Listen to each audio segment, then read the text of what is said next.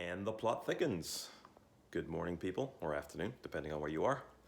No rant today, maybe. A lot of questions to answer. Thanks for your feedback. Thanks for your questions, concerns, comments. Our community grows. And this is just a community. It's our little community. We don't care about everybody else who doesn't believe us. We just want to stay healthy. There are a lot of people who out there say, I work out by myself, I can do it. You can't. I've done it for years and years and years, and even at the highest level of competition, you think you're motivated, you're always better with a team around you, always. All right, so we're building our little team. That's all we care about. Health conscious, performance conscious people. Let's start off with vitamin D today, because I got a lot of questions about that yesterday. So this is what I take.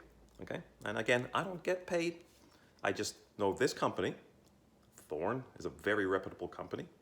I think they're worldwide. Definitely, yeah, they're definitely in the States and Canada, but I think they're worldwide. And it's D3 with K2. All right, so there are other forms of D. D2 doesn't work. I'm not going to get into that today. And there's K1 and K3 don't work either, or they're synthetic. So this is a reputable company. They don't use magnesium stearate either in the products. Even other reputable company I used to use, one called Genestra, who used to be really good. Then they got bought out by Nestle. I should say it all right there. Interested in making money, not in making you healthy. I mean, anybody who eats any Nestle product, you're on the wrong site. And since then, their products have gone down.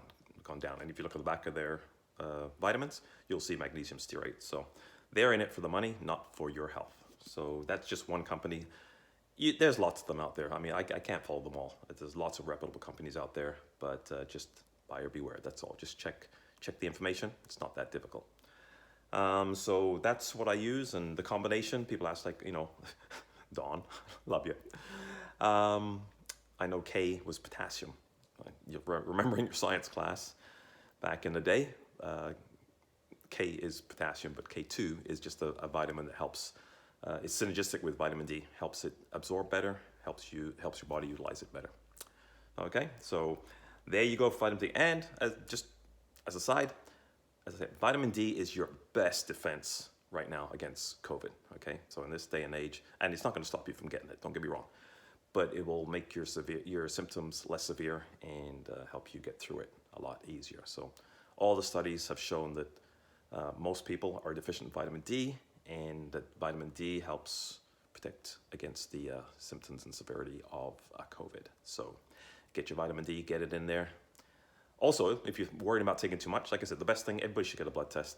It's not a big deal. I think vitamin D tests are free with your normal blood test. So just next time you get it done, make sure it's in there. And if you do have to pay for it, it's not that much. Worth it for the most deficient vitamin in use today, or in the bodies today. So get that done. And for those, I'm not a big proponent of wearing all these masks and everything too. People say, but people, just wear them. Like, what harm can they do? I don't think they do anything at all, but it's the law. We drive on the right side of the street. We stop at street lights. We're in Canada, at least. Well, I'm in Canada. We follow the law. I put on the mask. I go into a store. Big deal. All right. Do I think it does anything? No. But just wear the fucking mask, okay? Not a big deal. All you guys out protesting anti-mask people. I'm anti-mask too, but you know what? Just put on the fucking mask, okay? All right, moving along right along. Oh, I said no rants today. Maybe a little one. We're looking at, Patrick. Nice being talking back and forth with you from my old country, England. He's getting into the program.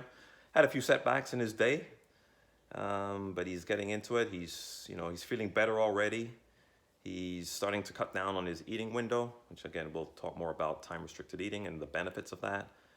He's doing his push-ups, sit-ups, and squats. Good for you, Patrick. Now, just for a quick aside too, he's started out, I guess, doing nothing, too busy. And kudos to you, teaching his athletes. He's a school teacher. love it. But everybody neglects themselves. Um, 15 push-ups, 15 sit-ups, and 15 squats. They don't take that long, people. Just keep things simple. Keep repetition over and over again. The simpler it is, the quicker it is, the more you're likely to do it. And here's another little tip for you. Do that a couple times a day. People sitting down in the office all day, that's a killer, real killer. How long does it take you to get up off your chair? I was going to say something else. And do 10 or 20 squats. Not long at all. Huge difference at the end of the day, end of the week, end of the month, end of the year. That's thousands of squats. Building the quads, lowering your sugars in your blood, and lowering your insulin. Okay? So simple little things. If you do, literally, I was going to get up and do it right now. It takes about 3 or 4 minutes to do, what Patrick just said. Do that 3-4 times a day rather than spending an hour at the gym doing cardio. Okay? So, good for you, Patrick. Thanks for that question. What else we got here? Lena had a bunch of questions. Yeah. Talked about vitamin D and K2. A little bit about cannabis and THC and CBD, which is another up-and-coming area. I've done a little bit of research, not enough to really comment on it, but I do know that the cannabinoids help to balance all the systems in the body. So, it's not gonna, we're not talking about getting high or getting a boost. It's just like I said, if you keep things in balance, you'll be healthier. We're about health. So I'm gonna need to do a little more research into that. And thanks for your feedback and some things that I'm gonna try, and I'll let you know how those go. And then she didn't realize that gut health was so important. Well, gut health is the center of the universe. So there was another question, Nancy, I think it was, who was asking about, will it stop your cravings for food? Absolutely, 100%. 2 reasons doing a program like this with intermittent time eating or time-restricted eating, lowering sugars out of your diet, has, again, the things that makes you hungry, gives you those cravings, is when your blood sugar levels drop. And they drop because they go up so high. So they're always like this. As soon as they drop, you're hungry again, and you get those cravings. Read a great book not too long ago. It's called not a memory book, obviously. It's called, can't remember. Maybe I should read some more memory books. It'll come back to me in a second. Willpower doesn't work.